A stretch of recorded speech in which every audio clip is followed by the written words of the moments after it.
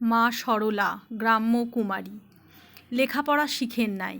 কত সময়ে মা যেন জগৎ সংসারে কিছুই বুঝেন না, তাহার সরলতায় এমনিই মনে হইতে পারে। কিন্তু সেই সরলতার ভিতর গভীর বুদ্ধিমত্তা অঙ্গাঙ্গীভাবে সন্নিবেশিত। পূজ্যপাদ স্বামী শারদানন্দ প্রণীত লীলা প্রসঙ্গ হইতে একটি স্থানমাত্র এখানে উদ্ধৃত করিলাম। দক্ষিণেশ্বরে একদিন দিনের বেলায় আমাদের পরমারাধ্যা শ্রী শ্রী মাতা ঠাকুরানীকে পান সাজিতে ও তাহার বিছানাটা ঝাড়িয়া ঘরটা ঝাঁটপাট দিয়া পরিষ্কার করিয়া রাখিতে বলিয়া ঠাকুর কালীঘরে শ্রী শ্রী জগন্মাতাকে দর্শন করিতে যাইলেন।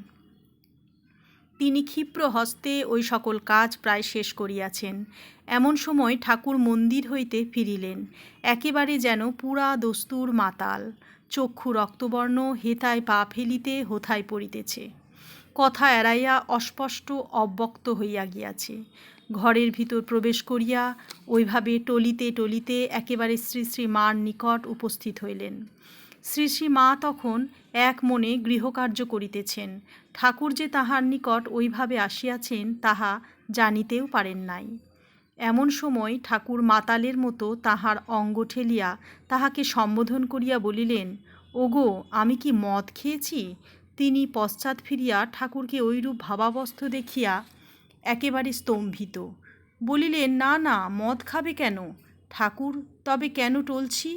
তবে কেন কথা কইতে পাচ্ছি না? আমি মাতাল? শ্রী শ্রী মা, না না, তুমি মদ খাবে কেন? তুমি মা কালীর ভাবামৃত খেয়েছ।